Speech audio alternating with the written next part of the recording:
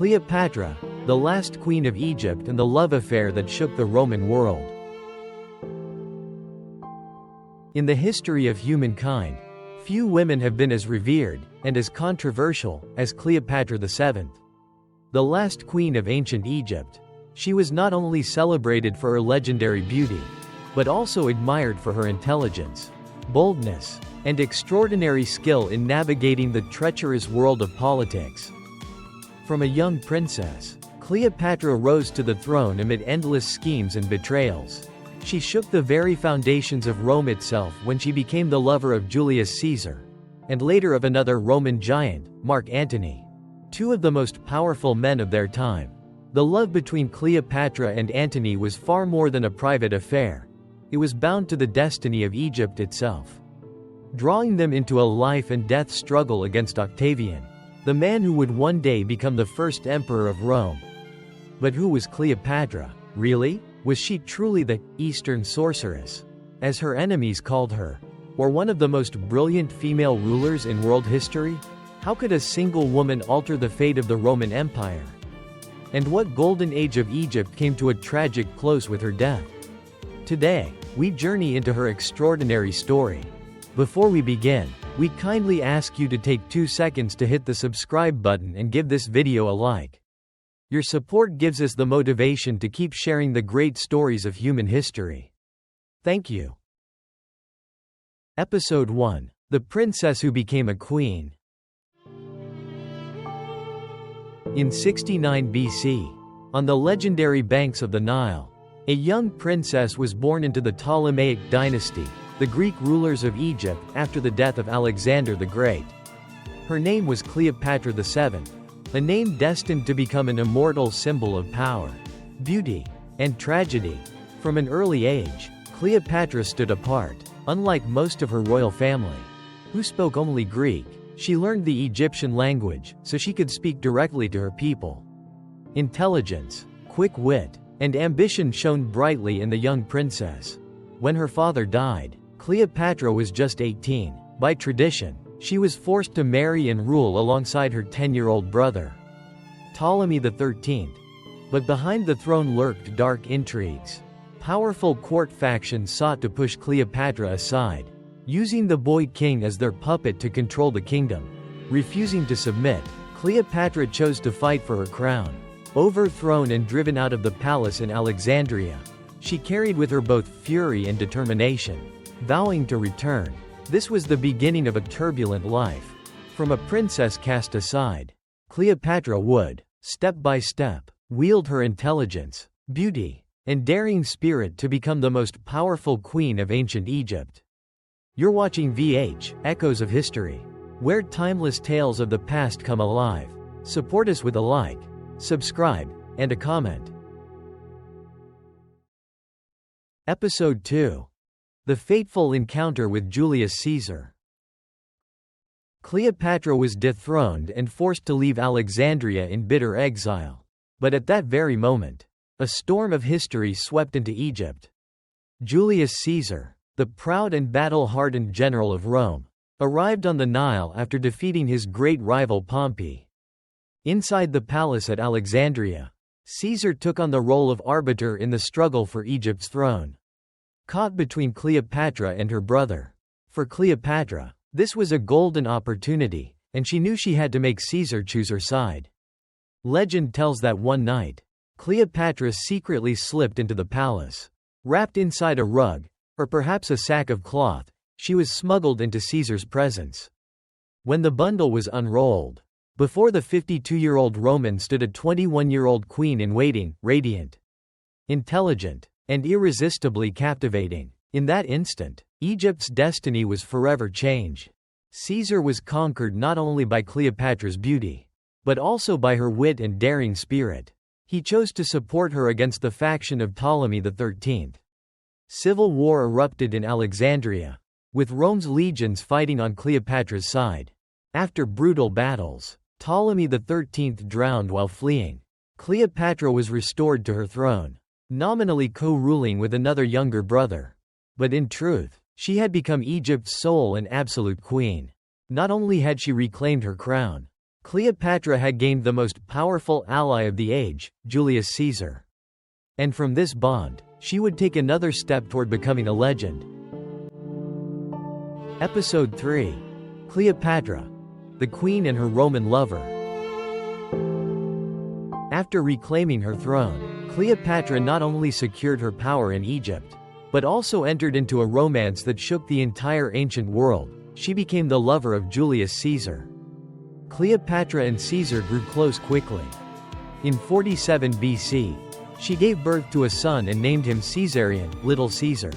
The child stood as living proof of the bond between the Eastern queen and the mighty Roman leader. A year later, Cleopatra, with her lavish entourage, crossed the Mediterranean and arrived in Rome. Appearing at Caesar's side, she sparked both fascination and outrage among the Roman elite. To them, Cleopatra was not only a foreign queen, but also a symbol of seduction and a dangerous influence over their dictator. While in Rome, Cleopatra continued to impress. She lived in luxury in a villa along the Tiber River, hosting guests with Egyptian-style ceremony and magnificence.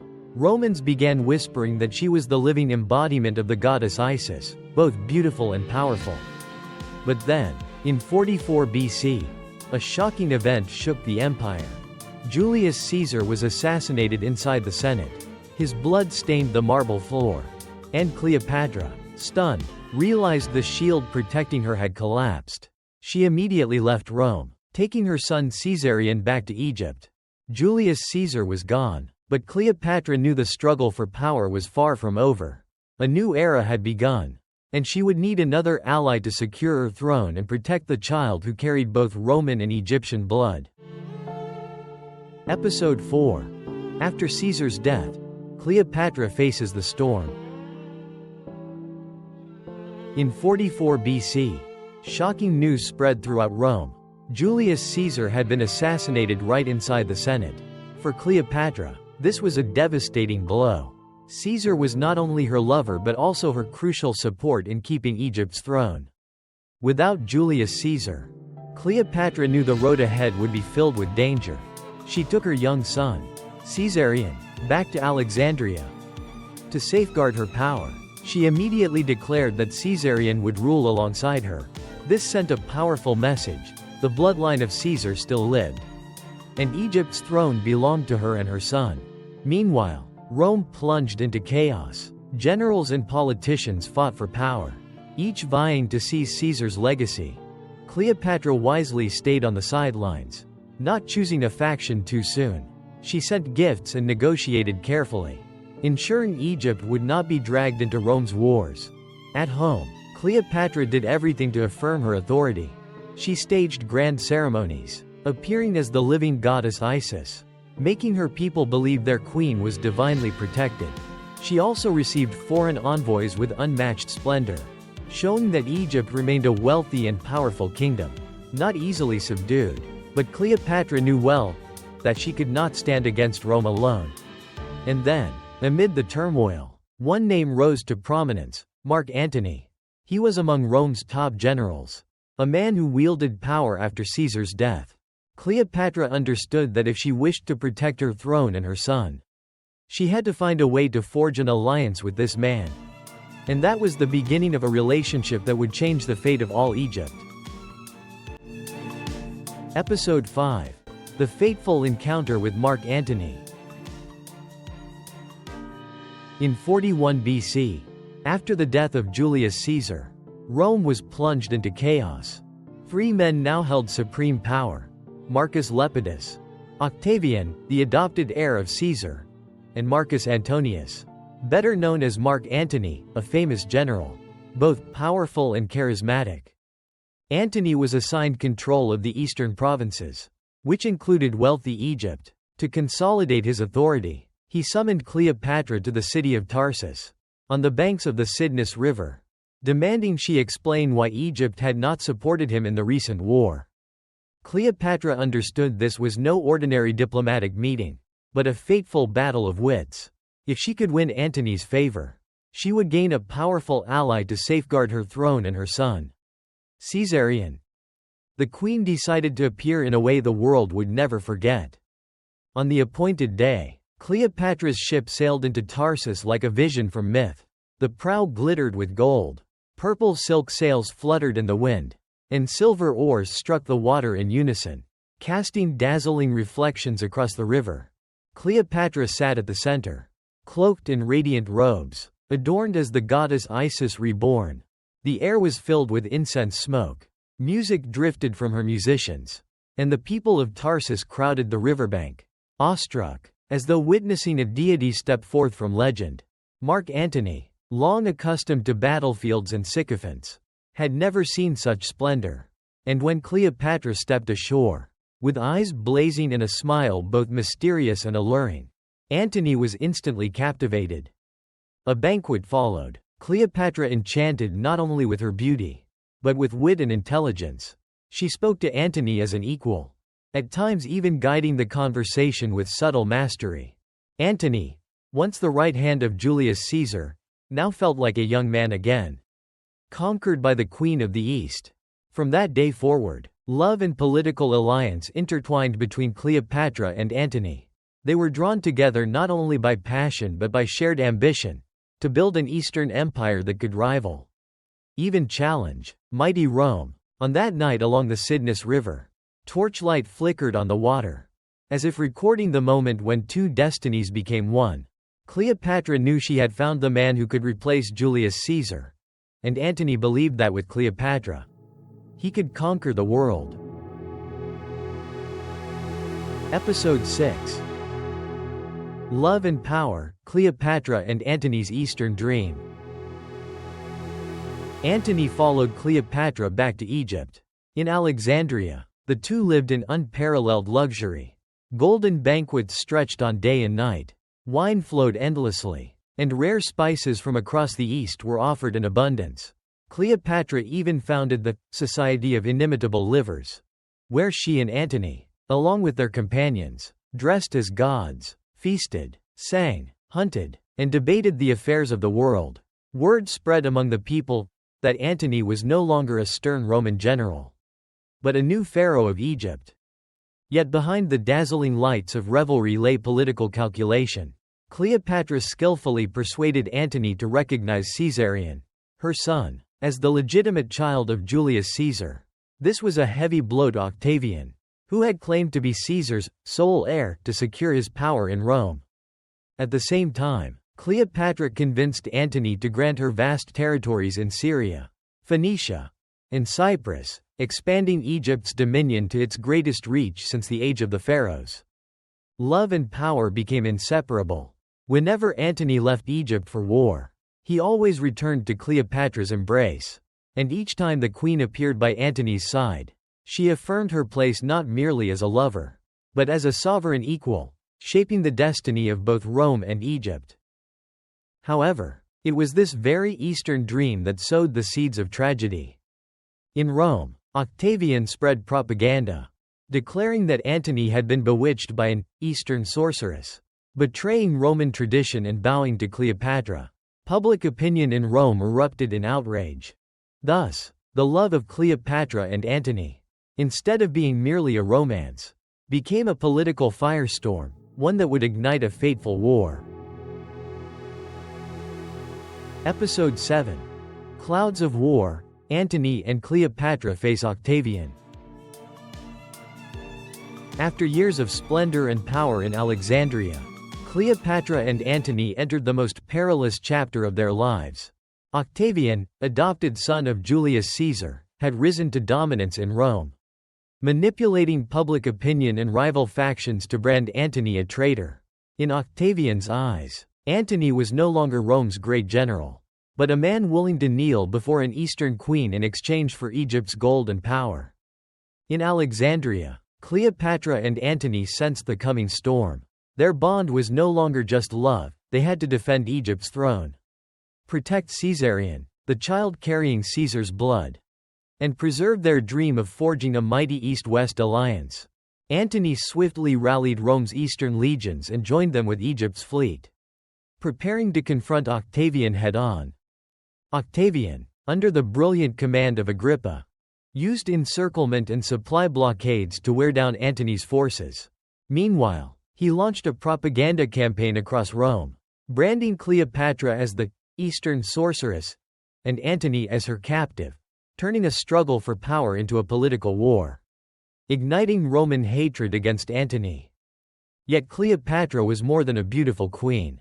She drew upon her intellect and grace to rally the soldiers' morale and secure her people's loyalty.